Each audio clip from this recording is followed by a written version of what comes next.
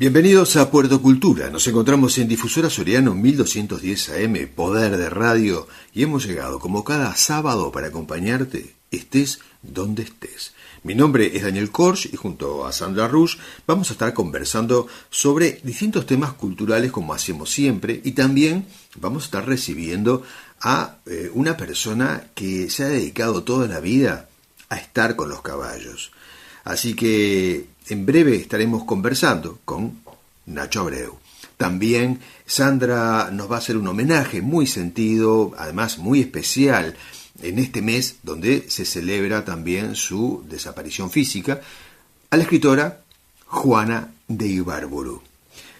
En Jazz en el Puerto nos acompaña José Ferreira con una pieza musical, yo creo que de antología. Pero bien, vayamos introduciéndonos en todo el desarrollo del programa y dejemos alguna sorpresa para después, que tenemos también la lupa literaria y palabras más. Así que te invito a quedarte junto a nosotros los próximos 60 minutos y dejarte llevar por todos estos temas que te vamos a contar, porque estamos a punto de desembarcar en este universo mágico de Puerto Cultura, ese espacio entre el cielo, la tierra, el arte y vos que nos seguís cada sábado, estés donde estés. También recuerden que nos pueden escuchar a través de la página web, que es www.difusorasoriano.com. Y también el programa es subido durante la semana a YouTube en el espacio Puerto Cultura, donde lo pueden escuchar. Y también se promociona en Facebook. Así que tienen distintas formas de escucharnos en vivo y también escuchar los programas anteriores. Damos comienzo al programa de hoy recibiendo en expresión viva a Sandra Rush, que nos va a contar, como había anunciado, sobre una de las escritoras, yo creo que de más repercusión internacional en nuestra historia. Me refiero a Juana de Ibarburu, quien en este mes de julio se está recordando a sus 46 años de su partida. Y Sandra ha estado en un homenaje particular en Buenos Aires y sobre ello nos va a hablar. Así que adelante, Sandra. Contanos con quiénes te encontraste, con quién fuiste, bueno, todo lo que tenés para decirnos sobre Juana desde Buenos Aires. Buenas noches, querida audiencia. Muchas gracias, Daniel, por el pase. Bueno, hoy les voy a contar que el día miércoles 23, hace unos días, invitada por el Café Literario Silvia Poletti de la ciudad de Buenos Aires, concurrí a Buenos Aires junto con otros escritores uruguayos a rendir un homenaje a Juana de Ibarburu. La verdad que fue sumamente enriquecedor. Muchos fueron los artistas, escritores que nos acompañaron, que disfrutaron y que conocieron un poco más de nuestra querida Juana. Y hoy voy a tratar de compartir con ustedes parte de eso que fue la columna vertebral de mi disertación.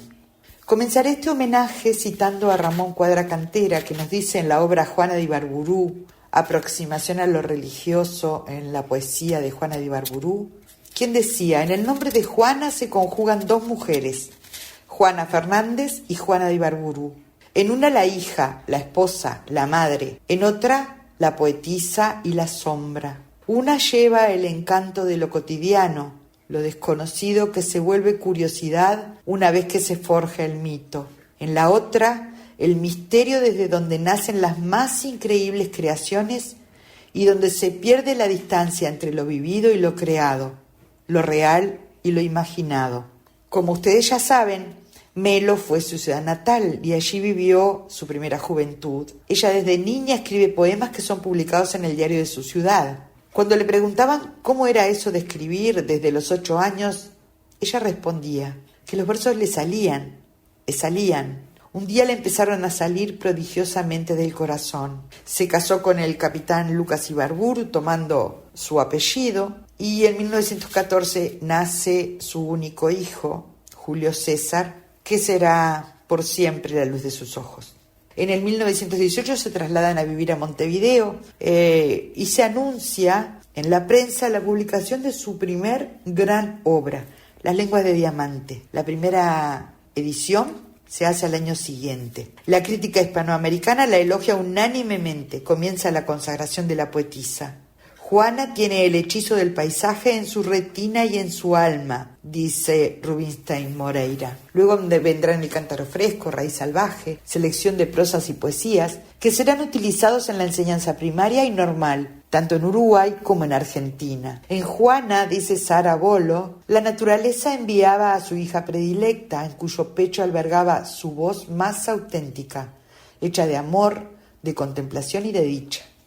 Su acento tenía la nobleza de la sencillez, la austeridad de lo sincero, la limpidez de lo vivido. Esta era Juana, una mujer admirable y querible, fascinante intelectualmente y como ser humano, llena de vida, de gracia, de candidez, melancólica y distraída, ausente a todo lo que no le interesaba en profundidad, dicen quienes la conocieron. Era realmente muy generosa. Nadie se iba de su casa sin que ella le diera algo. Cuando Neruda la visita, se lleva de recuerdo su colección más valiosa de caracoles. Su generosidad no es leyenda, sino un hecho por todos reconocido, como dice Jorge Arbeleche. En agosto del 29, en el Salón de los Pasos Perdidos, se le otorga el premio mayor que se le ha conferido a una mujer, a una poeta uruguaya. Se le dio el nombre de Juana de América. Juan Zorrilla de San Martín fue el maestro de ceremonia quien le entregó el anillo de oro simbólico que le ofrecían los poetas. Cuando se lo entregó le dijo: «Este anillo, señora, significa sus desposorios con América». Una lista interminable de escritores de fama internacional como Unamuno, Salvador de Madariaga, García Lorca, Vilas Vargas, Los Machado, Juan Ramón Jiménez expresaron públicamente su admiración y valoración de todos sus versos. Había alcanzado la consagración, el éxito, el reconocimiento como poeta y como mujer. Sin embargo, muchos pesares acompañaron esta fama, porque despertaba amor, envidia, celos en mujeres y hombres. En un reportaje le preguntan cómo se llevaba con sus pares, y ella responde: encontraba amistad y valoración más entre hombres que entre mujeres. Hablaban mal de ella como escritora porque Juana fue una gran transgresora, pero no escandalosa, como dice Diego Fischer. No soportaban su distinción como Juana de América, que fuera la única poeta mujer consagrada en las ligas mayores. Pero algo tenía Juana y sus versos que no tenían los o las demás, porque las universidades de Harvard y Stanford, que están entre las más prestigiosas del mundo, se interesaron en su obra, también en Francia, en Alemania y en todos los países de habla hispana. Juana era un ser muy especial. ¿Saben que cultivaba en la azotea de su casa de calle Comercio claveles en macetas? Eran rojos, y los primeros que abrían eran para don Juan Zorrilla de San Martín, a quien se los llevaba personalmente todos los años a su hogar de Punta Carretas. Y le voy a contar algo más. Juana tenía la tierna costumbre de cada día, cuando tenía que salir, dejarle notitas a su hijo en la cocina.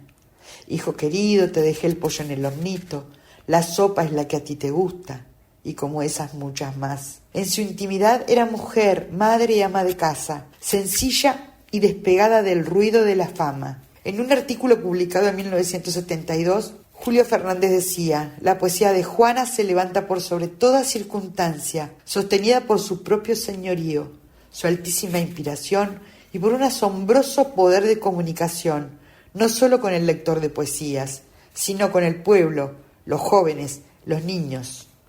Con La Rosa de los Vientos, Juana comienza a transitar su viaje lírico, dándole una superación técnica a su talento, el que será desde la naturaleza al espíritu y desde el espíritu a la divinidad. En 1938 participa con Gabriela Mistral y Alfonsina Storni del encuentro de verano que organizó Eduardo Víctor Aedo con la intención de unir las letras de la América Latina. Respecto a este encuentro, Juana decía: que el público nos viera como formando una cosa común fue uno de los mayores homenajes que recibí en mi vida. Era una forma de unirnos a los uruguayos, los chilenos y los argentinos. En esa época se organiza y continúa con su movilización la generación del 45. Esta generación, según he leído e investigado, se creó específicamente con el fin de despreciarla, descalificarla, y lo más terrible es que muchos de sus integrantes no leyeron sus obras. Una anécdota de esta circunstancia es la que describe Diego Fischer. Taco Larreta, un gran escritor uruguayo, la descubrió a los 80 años, gracias a un espectáculo que escribió Jorge Arbeleche y hacían Nilda Treyes, Estela Medina y Vera Sienra, basado en poemas y textos de Juana. El día del estreno, Taco se acercó a Arbeleche y le preguntó: ¿de dónde sacaste esos poemas de Juana? ¿Están publicados? Aunque quisieran borrarla, ningunearla, menospreciarla, Juana era Juana y alcanzó la consagración por mérito propio.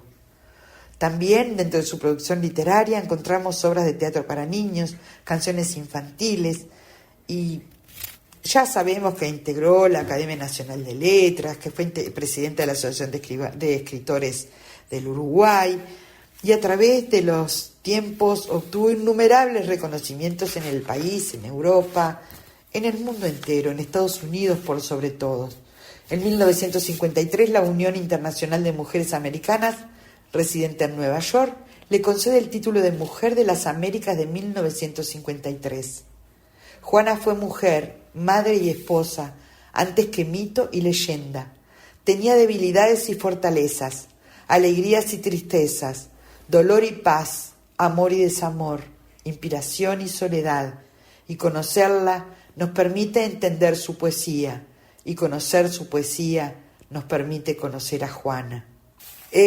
Una de las cosas que se le reclamaba era que Juana nunca se proclamó feminista, y en realidad ella decía que ella no era feminista, que ella era femenina. A los 17 años, por primera vez, escribe un manifiesto que va a Estados Unidos, donde hace ver y remarca la diferencia de derechos entre la mujer y el hombre y la importancia que tenía en la vida social el patriarcado. También en muchas otras oportunidades y eventos internacionales ella participó con manifiestos y con escritos en defensa de la mujer. Los últimos años de Juana constituyen un misterio: reclusión voluntaria o forzada. Yo elijo voluntaria, porque su ser, su espiritualidad, su razón necesitaban transitar el final del camino de su vida en paz, lejos del ruido, los compromisos, lo mundano. Del capítulo 4 de Testimonios del libro que al principio les mencioné, la escritora Circe Maya expresa: sería dificilísimo para mí escribir un juicio crítico sobre Juana de Ibarburu. La conocí de jovencita. Yo tenía unos 13 o 14 años cuando ella le dijo a mi padre que quería conocerme y allá fuimos. Fue una visita muy traumática. Me pidió que recitara algo propio. Me quedé totalmente en blanco a partir de la mitad del poema y lo terminé de cualquier modo ante aquel conjunto de personas desconocidas y sonrientes. Ella era una persona muy amable, pero estaba rodeada de una corte de admiradores literarios con los que toda conversación resultaba imposible. Hablaban todos a la vez, en tono siempre admirativo, rodeando a la celebridad. La pobre Juana me pareció que se sentía un poco prisionera de esa situación. Después encontré perdida, y en perdida aquellas líneas que confirmaron mi impresión. Digo 1000 veces que me estoy ahogando y solo veo alrededor sonrisas. A los 80 años tenía una quincena de libros publicados y alrededor de 500.000 ejemplares vendidos, traducidos a todos los idiomas e incluso al sistema braille, como Chico Carlo. Quien lee su poesía con atención descubrirá en cada una de ellas que el monstruo sagrado de la literatura, esa mujer sabia, triunfadora del sufrimiento y el llanto, que superaba diariamente el duro e inevitable enfrentamiento con la amargura, la incertidumbre y la injusticia, a lo que ella llamaba dolor heroico, haciendo cada día un nuevo par de alas para continuar, era una mujer real. Espero que les haya gustado. Es un poco más extenso, pero no me permitía el tiempo de hoy compartirlo, pero quise darles lo que me pareció más interesante del contenido de mi ponencia. Espero hayan disfrutado, sigan en Puerto Cultura y nos reencontramos el próximo sábado. Continuamos en Difusora Soriano 1210 AM y desde Jazz en el Puerto le damos la bienvenida a José Ferreira, quien nos va a acercar a un gran músico argentino, un pianista impresionante, maravilloso, como lo es o como lo fue, Jorge D'Alto, que nos va a dejar además una interpretación de un tema que todos conocemos, pero en su estilo. Pero todo esto nos va a contar José Ferreira, quien lo sabe todo sobre la música y especialmente hoy sobre Jorge D'Alto. Daniel, Sandra, audiencia de Puerto Cultura, buenas noches. Es nuestro deseo que se encuentren muy, pero muy bien. Les traigo una nueva historia. Jorge D'Alto nació un 8 de julio de 1948, Roque Pérez, provincia de Buenos Aires, de familia muy musiquera. Su mamá era aficionada a la ópera. Su padre tocaba el bandoneón y muy entusiasta del tango. Con 15 años ya tocaba Jorge en clubes nocturnos de la capital porteña, jazz, salsa y ritmos brasileros. Emigra a Estados Unidos, siendo Chicago su primer destino, luego Nueva York. Es larga la trayectoria de Jorge. Resumimos con músicos que compartió escenario y grabaciones. Dizzy Gillespie, Gato Barbieri, Flora Porium, Spyro Gyra, Paquito de Rivera, Chaván, Eddie Daniels, Carmen McRae, Rubén Blades, Alfredo de la Fe. En Nueva York graba para Gianni Suárez el disco Horizontes, junto a Eddie Gómez, Peter Erskine, Daniel Homer, Carlos Patato Valdés y Rubén Rada. Daniel, Sandra, antes de la historia de hoy, les cuento. Vamos a escuchar en una sola composición folclore, jazz, blues. Badía y compañía, 1985. Sucedió esto. Muchas gracias. Y bueno, Jorge, yo quiero pedirte que vos toques algo solito para nosotros. Mucho honor, pero quisiera destacar el profesionalismo y la belleza de tus músicos. Sí.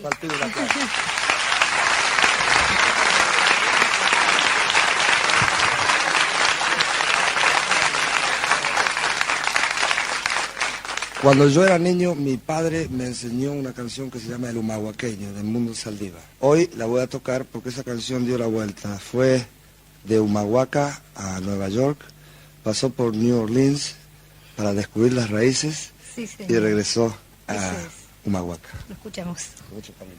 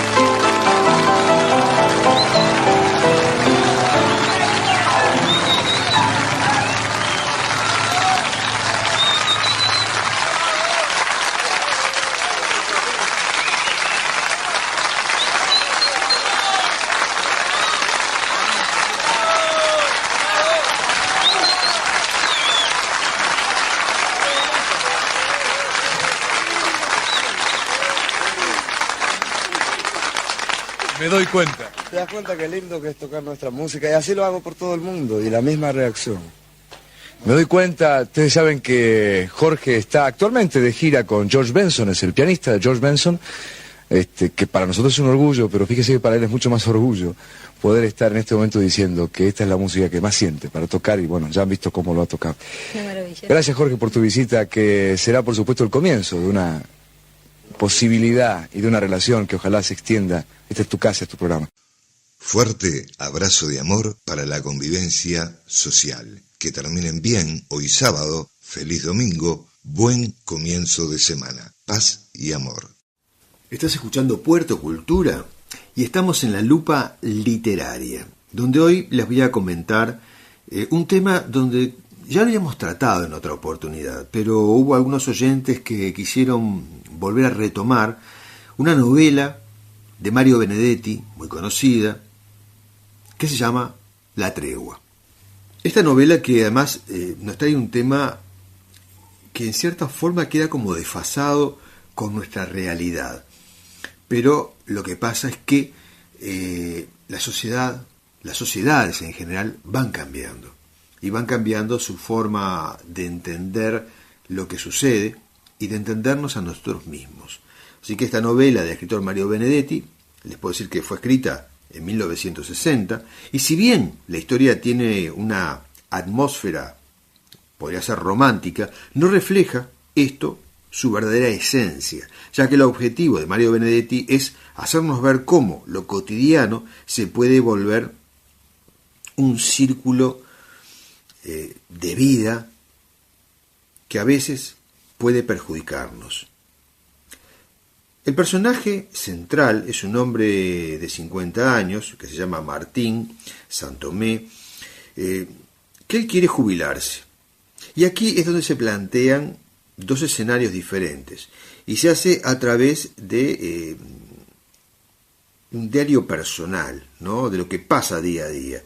Es lo que el protagonista cuenta, lo que ocurre con su familia, consigo mismo, con lo que tiene... con la familia tiene una relación, yo diría que más bien distante, y con las personas con las que trabaja también, y donde allí hay alguien muy especial, la chica que se llama Laura Avellaneda, una joven menor que él, bastante menor, tiene 24 años, que la conoce ahí en la oficina, como tantos romances de oficina, en los ámbitos laborales, ¿no? Si bien también el protagonista escribe en su diario personal sobre el vínculo sentimental que nace con Laura, también escribe sobre otras cosas, escribe sobre lo que piensa, incluso hasta lo que piensa de política, y sobre los problemas sociales de esa época, de los años 60, un periodo de cambios que se vivía en nuestro país y también en América, periodo totalmente nuevo, diferente. Martín está a un año, como dije, de jubilarse, y a través de su hijo que trabaja para el Estado, es que se ve ahí lo lento y lo complejo que es el proceso de jubilación en aquella época. Dado que para acelerar este trámite, y debía que recurrir siempre al amiguismo, ¿no? Dar una propina, un regalo, un presente a otro funcionario para que los papeles se empezaran a mover y siguieran su curso, algo que en aquella época sucedía. Martín tiene entonces 3 hijos, Esteban, Blanca y Jaime. Con los 3 discute mucho y con los 3 tiene una relación diferente, alejándose más de Jaime que de los otros 2. ¿Por qué? Lo vamos a ver después. Todo este tema del trámite jubilatorio es justamente un tema que muestra la tensión que existe, en este caso entre padre e hijo, entre Esteban y él, el protagonista, porque Esteban, a él no le importa tener un presente, un regalo para acelerar el trámite, alguien que lo puede hacer y así sacar la jubilación al padre lo antes posible. Cosa que, su padre no lo aprueba, es de otra generación y tiene otra visión de las cosas, ¿no? Entonces, lo mismo pasa para ascender en la oficina. O sea, es el mismo problema. Y él, si se perjudica, pero en realidad trata de no querer quedar bien porque sí, ¿no? O de agradarle a alguien para él ubicarse o hablar mal de alguien para ubicarse en un lugar mejor en la oficina, ¿no? Todas esas cosas él las tiene muy presentes. Este asunto sobre el comportamiento de las personas, sobre él mismo y lo que ven los demás, incluso en sus hijos, lo llevan a reflexionar sobre la sociedad en general y se llega a preguntar si acaso no está faltando una presencia más fuerte entre todos los seres humanos. Entonces ahí, dentro de su concepción, dentro de su mente, él piensa que la religión juega un papel fundamental en todo esto, o debería jugar, frente a los problemas que la sociedad está viviendo en aquellos años, en los años 60. Entonces se pregunta, en este caso, si existiera Dios realmente,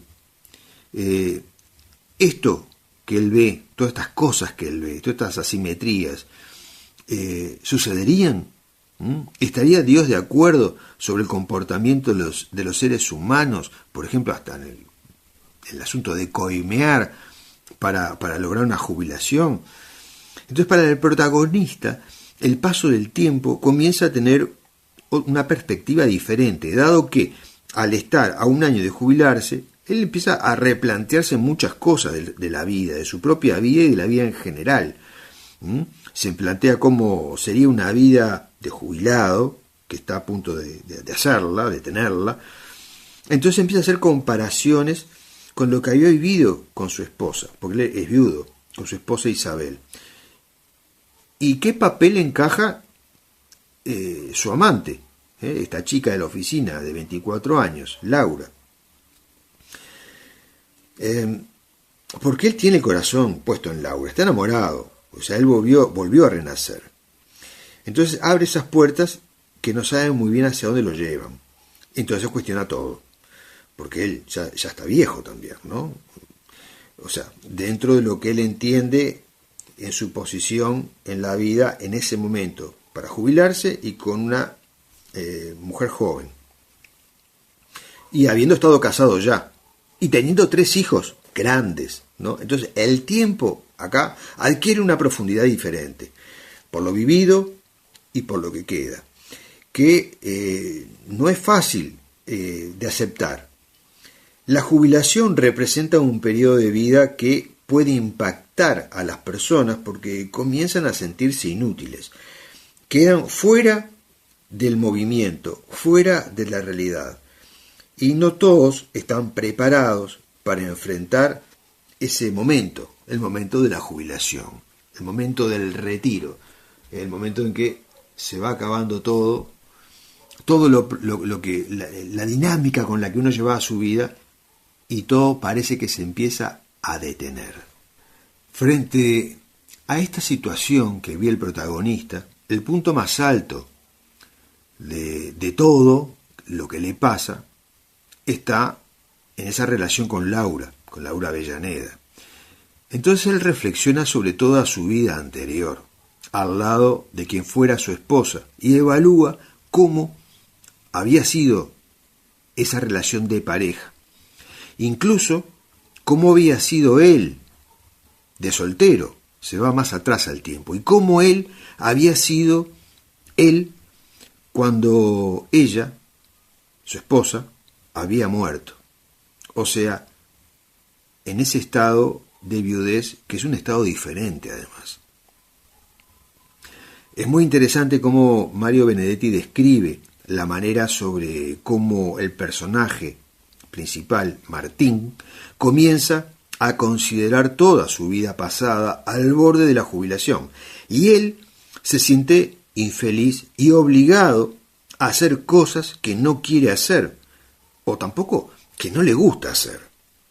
Entonces Martín siente al momento de la jubilación como si eso fuera una condena, y también como algo, por un lado, necesario, pero no está cómodo con eso, porque lo que no sabe es cómo manejarlo, y cómo manejar el tiempo libre que supuestamente va a tener. Pensar en que ya no tendrá un horario que cumplir, un estímulo que lo haga llevar adelante el día a día, una responsabilidad para alguien que estaba acostumbrado al horario, al método, a la rutina, es realmente un gran problema, y él eso no sabe qué va a hacer después. Entonces le genera ese vacío. ¿Por qué se llama La Tregua esta novela? Bien, esto está muy bien explicado en la novela, y comienza con el tema de la jubilación y termina con la jubilación sobre la mesa, cuestionándose todo lo que le había sucedido en la vida y preguntándose si el destino le había dado o no esa tregua. ¿Por qué? Porque cuando él queda viudo, él se enfoca en sacar adelante a sus 3 hijos, y su vida pasa a ser la vida de oficina, por inercia, por la costumbre de hacer lo correcto, por obligación, por modelo social. Cuando se enamora de Laura, ya no sabe qué hacer con el tiempo. Entonces el lector ahí va a sacar sus propias conclusiones, dado que todos llegaremos a esa instancia de jubilación y debemos decidir cómo seguir adelante y cómo haremos para cambiar de carril sin sufrir un daño mayor. Hablamos de este momento de la jubilación como algo general, pero hay personas que tienen un trabajo independiente y también llega un momento en la vida que, por motivos diferentes, puede ser por algo físico, bueno, porque la vejez también te va impidiendo hacer determinadas cosas. Entonces, en su cabeza uno puede funcionar muy bien, pero el darse cuenta que ya no es el mismo de antes, que ya no puede trabajar como antes, que ya no se puede desarrollar como lo hacía, que ya no puede hacer una cosa y otra, entonces te empieza a limitar y necesariamente te lleva a considerar la tregua, a considerar que viene un tiempo nuevo, un tiempo diferente. Entonces bajar el ritmo es el problema. Es un problema al que todos nos vamos a enfrentar. Nos encontramos el próximo sábado analizando otra novela. Continuamos en Difusora Soriano 1210 AM, Poder de Radio. Y estamos en Palabras Más, Palabras Menos, donde normalmente hablamos sobre aspectos creativos, sobre temas vinculados a la literatura, pero más que nada al desarrollo de la literatura, enfocados o con el objetivo de llegar a las personas que están escribiendo y que lo hacen por primera vez o que no tienen mucha guía y tratamos por acá de darles algunos consejos. Entonces vamos a hablar un poco cómo es la narrativa, ya que hoy en el programa analizamos una novela maravillosa como la de Mario Benedetti, La Tregua. Entonces, cuando escribimos una historia, debemos dejar que primero que todo fluya de la conciencia, pero tenemos que saber cómo decodificamos esas imágenes que vemos, porque nosotros las estamos visualizando, pero para presentárselo al lector, esa transferencia de ideas, de imágenes, debe llegar depurada. ¿A qué me refiero? Nosotros no podemos describir una escena explicando todo, describiéndolo todo. Por ejemplo, el protagonista, Carlitos, llega a la casa, ve la puerta, se acerca, sube la escalera, toma con su mano la llave que saca del bolsillo cuidadosamente y la introduce en la cerradura para abrir la puerta y da 2, 3 vueltas, abre la puerta, prende la luz, ve el sillón al que quería llegar a descansar, ese sillón rojo con alfombra azul, y todo eso, no, todo eso es innecesario, todo eso no se hace. Ojo, no se hace a menos que tenga un sentido. Siempre en lo que es la narrativa deben de considerar eso. Si es necesario describirlo porque se va a explicar después por qué todo ese detalle de cómo entra Carlitos a la casa y ve el sillón, bueno, si todo eso es necesario por algo, si está justificado, está perfecto. Ahora, si yo cada escena la voy a contar así porque soy detallista, porque no, olvídate. Eso está mal. Eso está mal. ¿Por qué? No hay que subestimar al lector, porque si Carlitos va a entrar por la casa, va a entrar a la casa y tiene que abrir la puerta y entrar, ya se sabe que si entró a la casa. Todo lo demás hay que borrarlo, si no es necesario, ¿sí?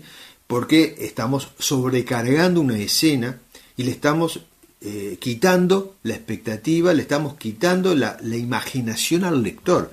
El lector tiene que imaginarse todo eso, tiene que verlo.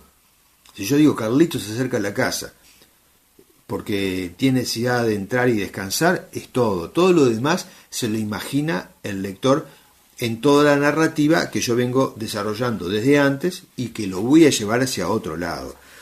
Por eso la narrativa tiene que ser dinámica. También está, en muchos casos, podemos recurrir a lo que es el monólogo interior, que es un recurso interesante al que podemos recurrir, ¿sí? Porque si no lo hacemos de forma inteligente, y bueno, vamos a caer en una especie de incoherencia mental, ¿no? Y eso se nota, eso se refleja a través de las frases, ¿no? Esas frases muy largas, hay que cortarlas. Si no son necesarias, bueno, hay que saber cómo acortar, hay que ser dinámico, ¿sí? O sea, hay que ser dinámico, hay que dejar que todo fluya, hay que dejar espacio al lector, pero si es necesario extendernos porque está justificado en lo que va a pasar, entonces sí, si no, no, pero uno tiene que ser muy cauto, tiene que leer, tiene que ponerse del lado del lector y salir del rol de escritor para poder explicar mejor todas estas situaciones, ¿sí? Hay que ser cuidadoso con la puntuación. Sé que no es fácil y eso es un trabajo que el escritor normalmente no lo sabe usar porque es parte de la técnica que sí tienen los correctores de estilo, y eso cuando un libro, o sea en este caso una novela, o puede ser un cuento, un relato, bueno, toda la parte técnica esa la ve el corrector, ¿verdad? O sea que si lo hicieron mal, no importa, ustedes no se preocupan, preocúpense, se tienen que preocupar de desarrollar bien la escena, de darle sentido, ¿sí? Después toda la parte técnica, eso no es tarea de ustedes, lo ve la gente que está para corregir el trabajo para ser publicado, ¿sí? En síntesis, cuando escribimos no se debe explicar el paso a paso. Eso es lo que quiero decir. O sea, el movimiento de la escena tiene que ser delicado y darle tiempo a que el lector se imagine todo lo que ocurre, ¿sí? Hay que obviar lo intrascendente. De lo contrario, le vamos a quitar también suspenso y también le vamos a sacar lo que es la tensión narrativa, ¿sí? Espero que esto les quede claro, y si no, bueno, ustedes se comunican a la radio y podemos profundizar. Un ejemplo: sonó el celular, lo miro, está sobre la mesa, me levanto del sillón, calzo los zapatos, me acomodo fuerte, camino lentamente, lo tomo en mis manos y lo observo, el número. No, olvídate, todo eso no se puede escribir si no es necesario. Esto no es un buen fluir de una escena. ¿Cómo deberíamos decir esta escena? ¿Cómo deberíamos escribir esta escena, por ejemplo? A ver, yo lo hago acá sin pensarlo demasiado, ¿no? Estoy medio dormido en el sillón del living, cansado, recostado, pensando en los últimos acontecimientos de la tarde, cuando me despierta el celular. Y ahí voy al diálogo. Sofía, ¿sos tú? Y me puede responder si lo atiendo, ¿no? ¿Quién creías que era? O puedo contestar al WhatsApp. Hola Sofía, ¿cómo estás? ¿Qué necesitas? Bueno, y ahí desarrollar un diálogo ágil que me lleve a alguna parte. En la poesía sucede algo muy particular con respecto a todo esto, al fluir de las ideas. Las ideas tienen que estar organizadas, y esto, según el poeta, es como el artista plástico, ¿no? Sin ninguna técnica, que pinta, dice, cuadros abstractos porque es fácil, ¿no? Pero no, tienes que tener técnica, tienes que saber lo que estás haciendo, aunque sea abstracto, ¿sí? Escribir poemas confusos, que no se sabe muy bien lo que están expresando, es un problema, y eso se nota. Los errores se notan todos. No se trata de juntar palabras que suenen bien, ni tirar colores sobre un lienzo que caigan donde caigan, no. Sí, caigan donde caigan, y después hay que ir uniendo y darle un sentido a lo que estoy expresando, porque si no, eso tampoco es arte. El arte es delicado y a veces el expresarse necesita una conducción, necesita una coherencia, necesita una técnica, necesita saber el escritor qué herramientas tengo para expresar lo que siento, y en la utilización de esas herramientas está justamente el arte. Continuamos en Puerto Cultura desde Difusora Soriano 1210 AM, y en la entrevista de la noche de hoy vamos a encontrarnos con Nacho Abreu, una persona que está en contacto con la naturaleza. Es lo que se dice por allí, un verdadero hombre de campo que se dedica a domesticar caballos, entre otras cosas.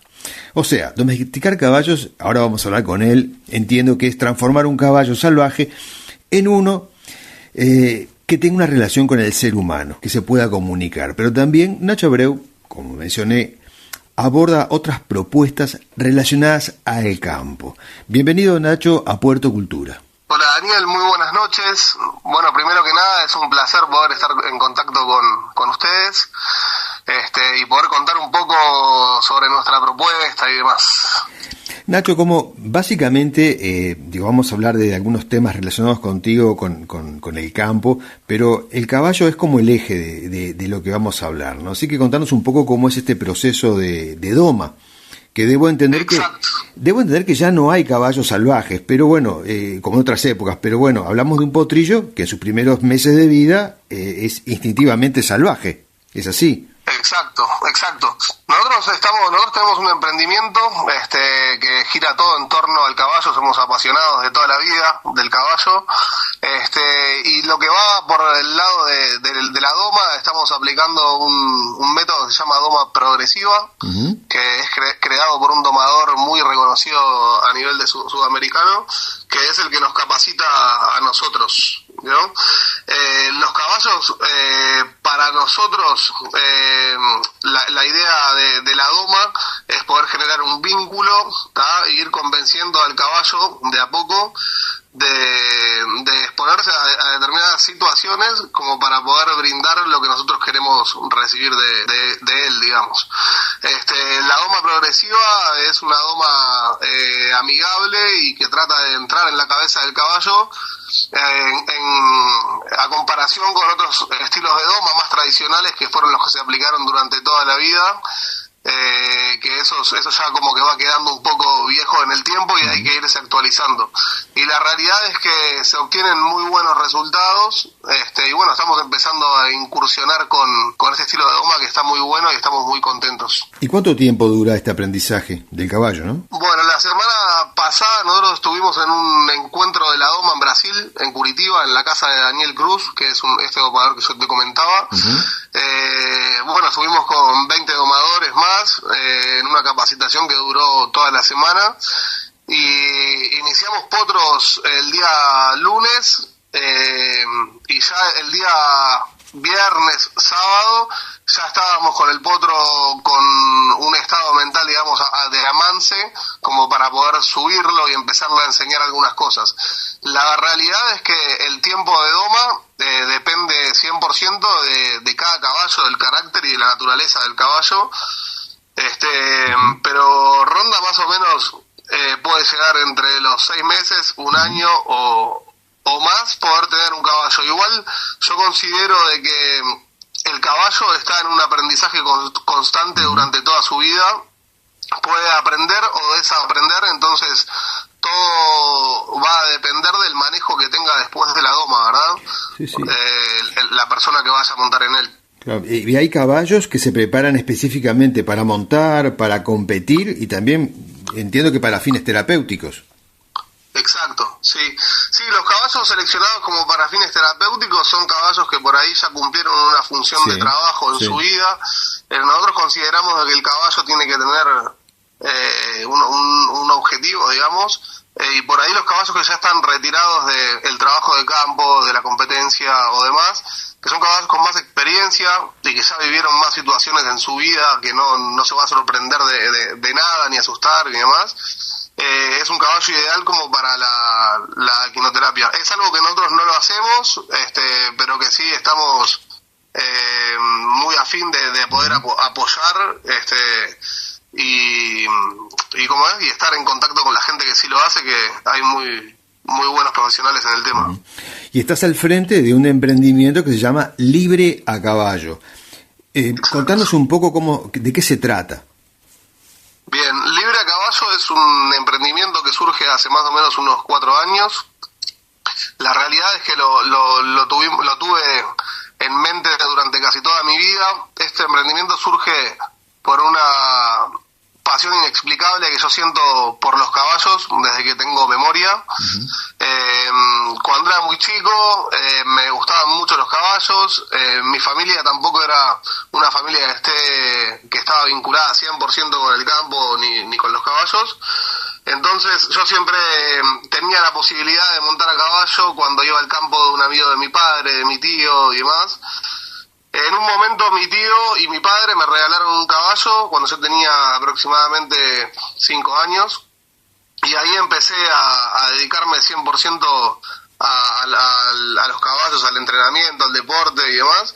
Y después, a medida que fui creciendo, me di cuenta de que había una necesidad de poder cubrir. Hay mucha gente que siente pasión por los caballos y que por ahí no tiene la posibilidad de tener un contacto, como me pasaba a mí cuando era muy pequeño. Y Libre a Caballo surge por eso, por poder acercarle a las personas de la ciudad o del campo, pero que no tienen contacto con los caballos, pero que sienten esa pasión y el disfrute de estar cerca de un caballo, acercarle posibilidades y experiencias diferenciadas con el resto de las experiencias que se pueden obtener por ahí normalmente. Nosotros ofrecemos cabalgatas en diferentes entornos, ¿ah? Tenemos algunas propuestas que ahora te voy a contar en breves, pero la idea nuestra es poder disfrutar del caballo y del entorno, de la naturaleza, con gente que quiere aprender y que quiere tener conocimientos como para poder tener un disfrute mejor a medida que va pasando el tiempo y ganando experiencia. clientes quizás son amigos que por ahí tenían esa pasión del caballo y no tenían la posibilidad de acercarse, y por medio de Libre a Caballo empezaron de a poco a montar, y ahora con el paso del tiempo ya van agarrando experiencia y disfrutando mucho más. Nosotros tenemos 3 experiencias fijas, que una se llama Salida de Campo, que es un paseo por el campo, por nuestra casa, que es en Capilla de Sella, nuestra base, y es más que nada terrenos de montes de eucaliptus, vista a las sierras, se disfruta mucho de la naturaleza, del verde y demás. Después tenemos... Escúchame, Sí. Nacho, repetime un poco el nombre del lugar y para aquellos que no conocen, cómo llegar, en qué lugar están. Bien. La base nuestra, o sea, mi casa es en Capilla de Sella, es un lugar que por ahí lo nombrás y no resulta conocido, Sí. pero si te ubico un poco ahí geográficamente, es cerca de Montevideo, está a mitad de camino equidistante de Montevideo, de Punta del Este. Está en el kilómetro 77 de la Ruta 9. La Ruta 9 es paralela a la ruta interbalnearia que Bien. bordea toda la costa, Bien. de Costa de Oro y que viene de Ciudad de la Costa y de Montevideo. Y Libre a Caballo está en el 77 de la 9, que es a la misma altura de Cuchilla Alta, que Clarísimo. es uno de los balnearios más importantes de la Costa de Oro. Clarísimo. Estamos a 5 minutos de Cuchilla Alta. Sí, y decime una cosa, Nacho, ¿se necesita tener alguna clase de experiencia cuando se contacta alguien contigo y quiere montar un caballo? No, nosotros, como te comentaba, la idea nuestra es poder enseñar y capacitar a las Bien. personas que vienen a vivir las experiencias de Libre a Caballo. Entonces no pedimos experiencia previa, sí estar apto físicamente, digamos, y enseñamos en todas nuestras cabalgatas, tenemos una charla previa en donde damos las bases como para poder montar. Si esa persona continúa viniendo a las experiencias de Libre a Caballo y pasando tiempo con nosotros, vamos enseñando cosas un poco más profundas y técnicas nuevas que le van a permitir a esta persona poder alcanzar un nivel de monta relativamente avanzado, dependiendo del tiempo que él le dedique a la cuestión, ¿verdad? Ujú. ¿Y qué otras actividades ofrecen ustedes allí en Libre a Nosotros Caballo? en la chacra de la Porfía, que es nuestra casa, es la Porfía de Libre a Caballo, tenemos la cabalgata Salida de Campo, y ahora estamos implementando en breves una barbacoa, que contamos con un parrillero, un horno de barro, una barbacoa grande y linda. Tenemos baños externos también, y un fogón a leña, todo cocina a leña, como para poder empezar a ofrecer la cabalgata con almuerzo y día de campo, o simplemente si alguien quiere festejar un cumpleaños, algún También. festejo, juntada con amigos o lo que sea, que puedan contar con el espacio también. Sí, ya veo. Pero, ¿se puede ir a pasar el día? Y si con todo eso que ofrecen me quiero quedar hasta el otro día, ¿qué pasa? ¿Puedo quedarme? Sí, nosotros dentro de nuestro proyecto y lo que tenemos, la visión que tenemos a futuro, queremos implementar también alojamiento. En este momento lo que estamos empezando a ofrecer es el día de campo, digamos, Ajá. pero todavía no contamos con alojamiento. Pensamos que en breve, esto es un emprendimiento que a medida que vamos trabajando, vamos invirtiendo y logrando objetivos. Así que calculo que de acá a un año capaz que ya tenemos alojamiento también. Y para aquellos que nos están escuchando y dicen, bueno, somos un grupo de amigos y podemos ir un fin de semana largo y llevar carpa, ¿se puede llevar carpa? Se puede, sí, eso Bien, sí, bien, eso bien. no habría problema. Además Bien. estamos haciendo los baños con ducha y todo, que o sea, no habría problema. Es un lindo lugar para acampar. Después, aparte de esta propuesta de salida de campo y la chacra, todo lo que te estoy comentando, tenemos también 2 propuestas más, que son en la ciudad de la costa y en la Costa de Oro. Tenemos Expedición Pinar, es el nombre que le pusimos a esta propuesta, que lo hacemos en el lado norte del Pinar, bordeando todo el arroyo Pando, que es el del peaje de Pando. Sí. Atravesamos montes de pino, médanos, playas del arroyo Pando. Es un lugar espectacular que casi nadie lo conoce. Vos pasás por la ruta y no te das cuenta de lo mágico y lindo y natural que es este lugar.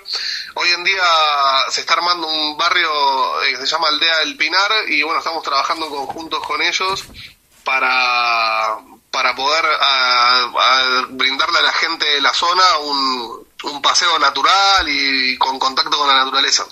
Sí, y hay Aquí otro... estamos a 20 minutos de Montevideo, es muy cerca de Montevideo. Sí, es increíble. Y hay otro tema aquí es al que quiero llegar, por eso quería que nuestro público conociera tu capacidad y tu cercanía para con el caballo. Pero también estás manejando cruzar los Andes en febrero. Exacto, sí. Bueno, sí. Contanos un poco cómo es la travesía. Aparte de estas propuestas, que es la Expedición Pinar, y después también hacemos cabalgatas por la playa del Pinar y de Cutilla Alta, estamos con esta propuesta internacional que ya la empezamos a trabajar hace 2 años, y el año pasado, en febrero, hicimos nuestra primera salida. Esto se trata, bueno, de una experiencia totalmente mágica y de contacto real con la naturaleza y con el entorno de los Andes, ¿no? Nosotros llegamos a Mendoza, hacemos base el primer día en Malargüe, trabajamos con un operador turístico de allá de la región, que son amigos míos, y se encargan de brindarnos toda la logística, caballos y todo lo que es el alojamiento, comida, en general. Nosotros viajamos desde Uruguay para Mendoza. El primer día llegamos, tenemos una jornada de integración, digamos, de recepción del grupo, y al otro día ya estamos ensillando y subiendo a la montaña. Consta de 5 días viviendo en la montaña. Esto quiere decir de que no tenés conexión a celular, el celular es solo para hacer fotos y videos, y vivís una vida real y en contacto con la naturaleza durante 5 días, como vivían los gauchos de la montaña, los gauchos veraneadores que subían el ganado a la montaña, que esta familia que trabaja conmigo, el padre de mis amigos, trabajó de eso toda la vida y conoce la montaña como la palma de su mano. Y bueno, son 5 días y 4 noches en las que dormimos al sereno, se arma fogón en la noche, guitarreada, buena gastronomía, buen vino mendocino. Después a los 5 días bajamos de la montaña, hacemos una noche de despedida y volvemos para atrás. Yo ya estoy armando un grupo para febrero, y aparte tenemos salidas desde diciembre hasta marzo todas las semanas, ¿tá? En las que la gente que esté interesada puede reservar cualquier fecha para poder ir a vivir la experiencia del cruce de los Andes. Bien. Te hago una pregunta. Y de esta manera nos despedimos de Nacho Abreu con esta experiencia de libre a caballo, y nosotros seguimos en el próximo bloque con otra propuesta en esta noche de sábado. Hemos llegado al cierre del programa de hoy y zarpamos de Puerto Cultura en la búsqueda de nuevo material para el próximo sábado, y así poder disfrutar junto a ustedes de otras aventuras literarias, de compartir este momento de sábado así entre amigos. Hoy realmente fue, creo que como siempre, ¿no? Muy entretenido, muy dinámico, con homenajes muy sentidos, como hizo Sandra con Juana Ibarburu, como lo hizo también desde el Jazz del Puerto José Ferreira, trayendo a la memoria a Jorge D'Alto, este eximio pianista argentino. Nos hemos encontrado con la sorprendente historia de Nacho Abreu, interesantísimo todo lo que nos contó, y a ver, hay que ir a conocer este establecimiento de Nacho, porque promete, así que comuníquense con él en las redes sociales, que los va a recibir y a agasajar como nos gustaría que lo hicieran, y él lo sabe hacer, En la lupa literaria, bueno, desmenuzamos un poco la novela La tregua de Mario Benedetti. Le agradecemos a la dirección de la radio por permitirnos estar aquí.